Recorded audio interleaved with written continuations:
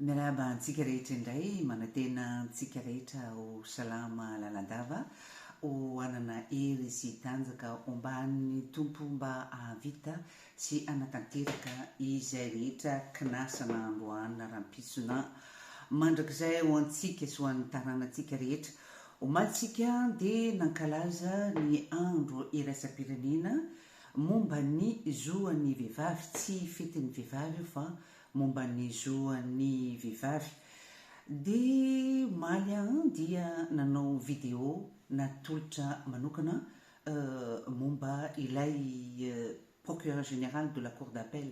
vehivavy nateraka vehivavy mananjanaka vehivavy manana olotiana ihany koa engany antenaina sy vavahana fa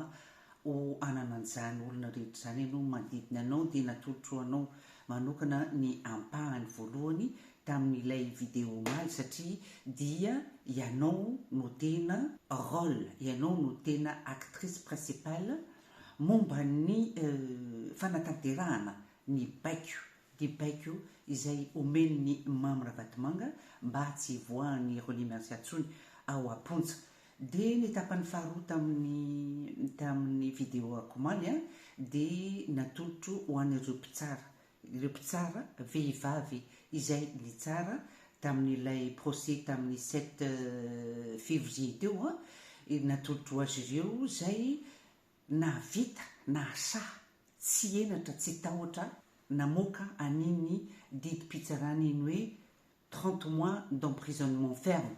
mbola iverenantsika ny amin'iny fa androany aloha sika dia mbola iresaka momba ny zoan'ny vehivavy zay misy fandraisany amin'izay tiako lazaina mikasika ny mahazo any anadahako Roly Merci amin'izao fotoana izao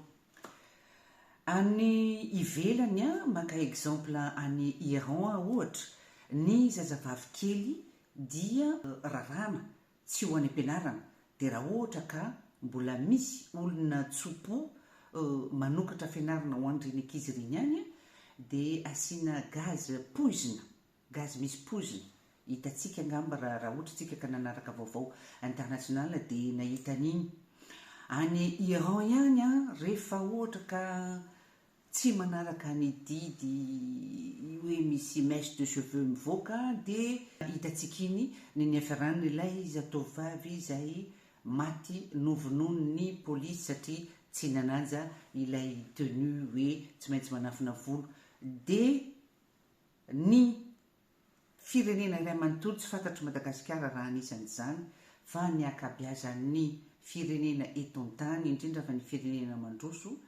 dia ny ray ina tamin'iny zatovovavy novonona iny nanapaka volo ohatran'izao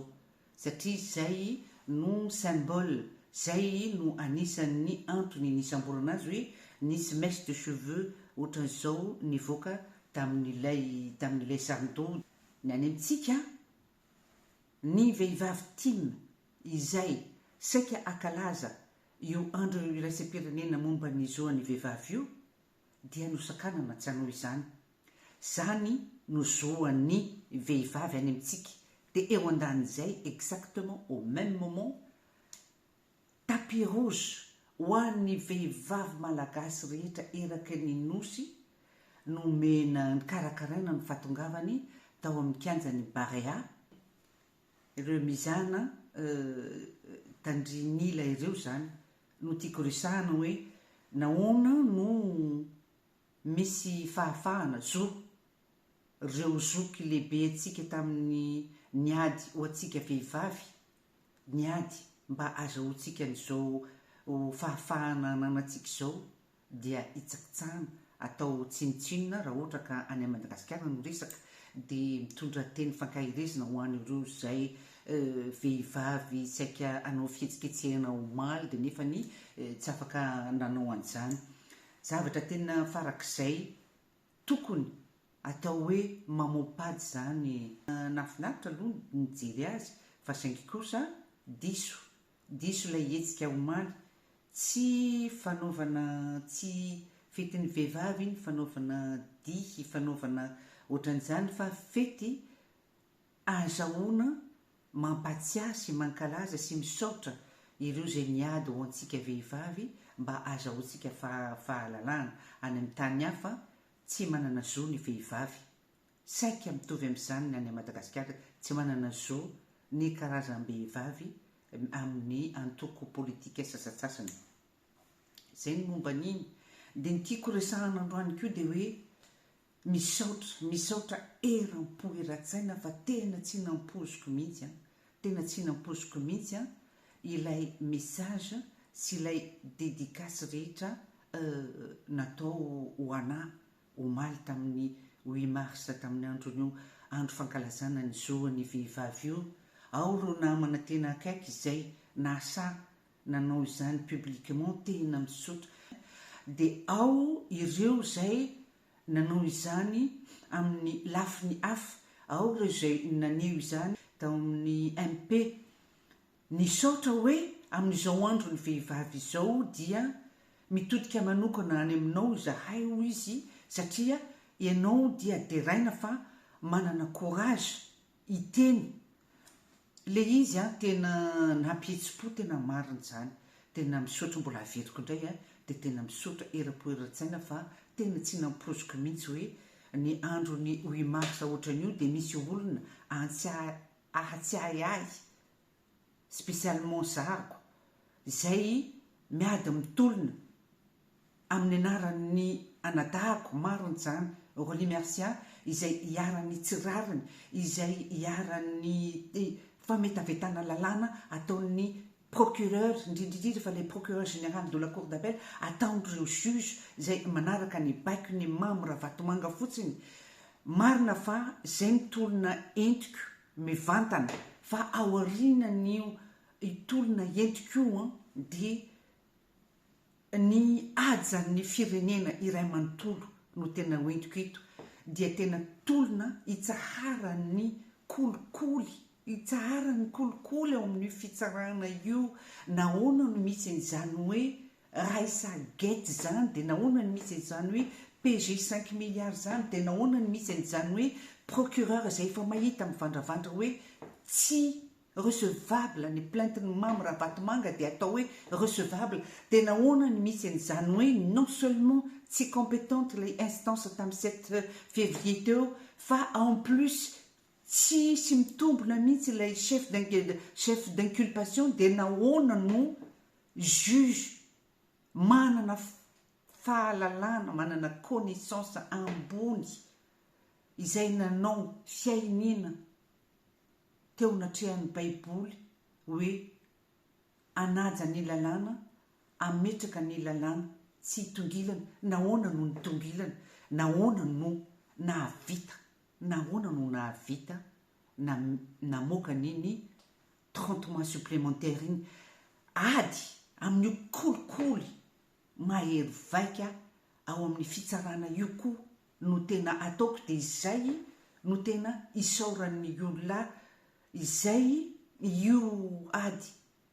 mampafantatra hoe zao ny zava-mitranga ao amin'ny tribunal ao anosy io tsy irorirery ihany no hiarany tsirariny ao amin'ny tribunal io fifanasaiko teny Stanley Malama docteur Beritsa mbola any ponja reo olona mandraky tiny androany docteur Beritsa mbola rajona mbola misy maro samihafa misy ny voaroiroy i Clémence ry izy akoho maro be fa tsy riravo le lanceur d'alerte rehetra dia ireo olona ireo sy indrindra fa ny fianakaviany tsy afaka miteny ireo satria mipetraka any Madagasikara satria raha vao miteny dia mitovy amin'ny havany tonga dia gagazo dia izaho aty ivelany izay arovan'ny lalàna no miteny dia izay no nampatonga ny zareo tamin'ilay daty omaly hoe 8 mars ankalazaina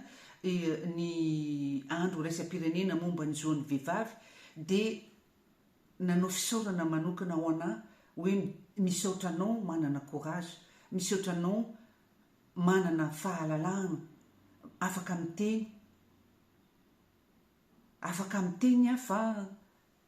mbola mpahafantariko ianareo ihany fa mahazo fandrahonana mahazo menace de mort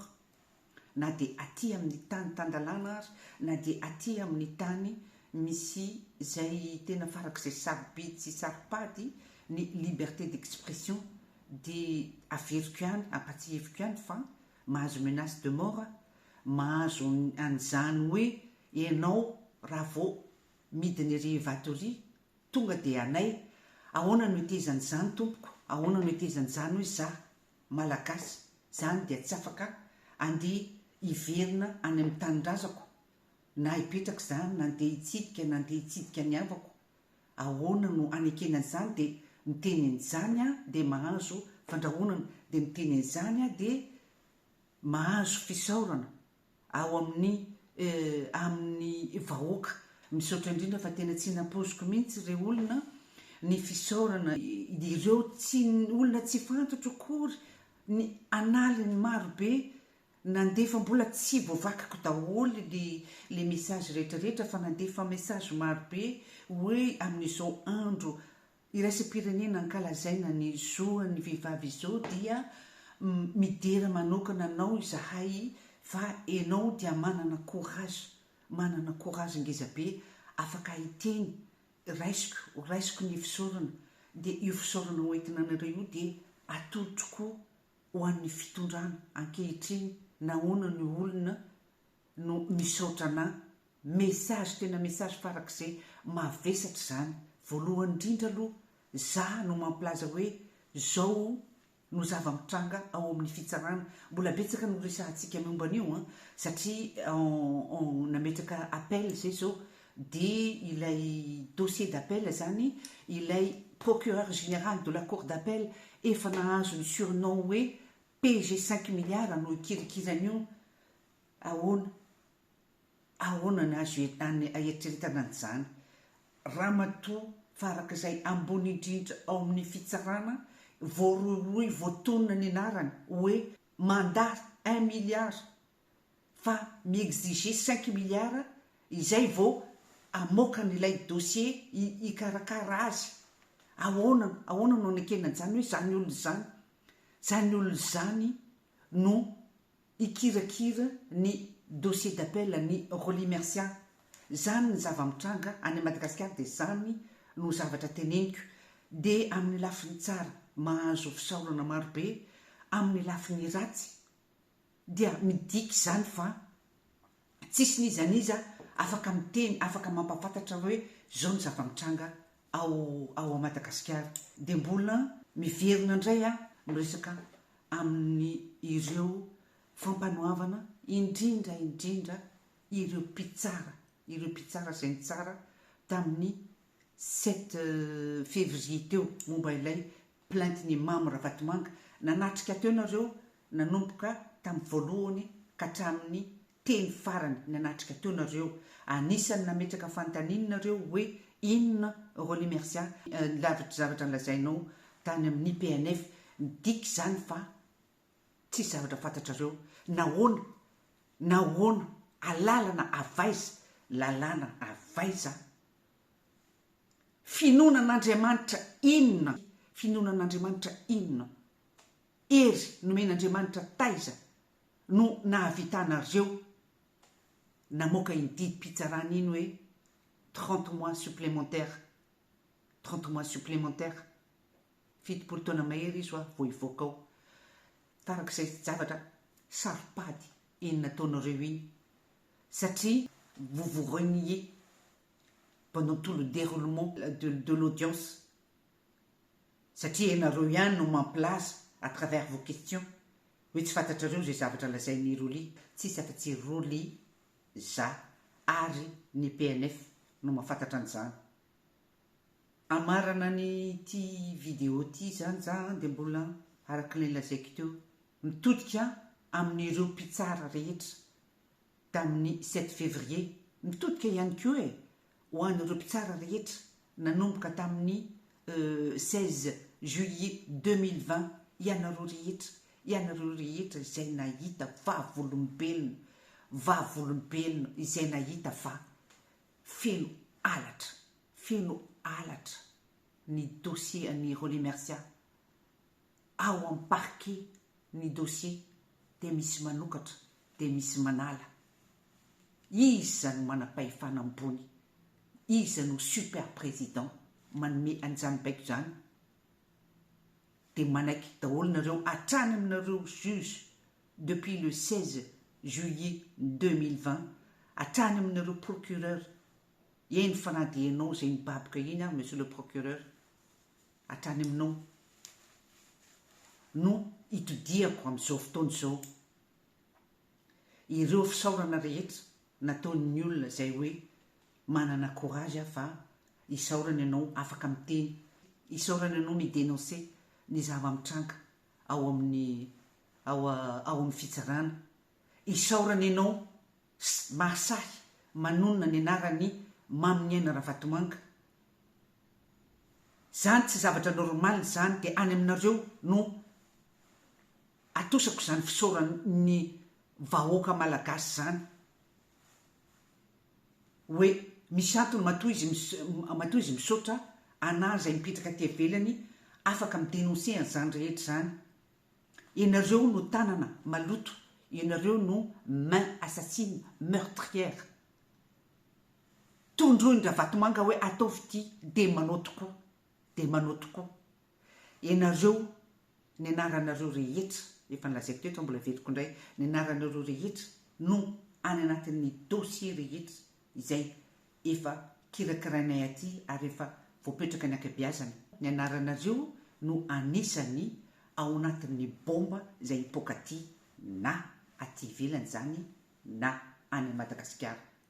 Mamy Niaina Ravatomanga no topoinareo Mamy Niaina Ravatomanga zay tsy misy raharainy na anareo zany na ny fitsarana na ny lalàna indrindrindrindra fa tsisy raharainy any Madagasikara iny no topoinareo iny no topoinareo dia vitanareo ny mamono any Roly Mercia bonne journée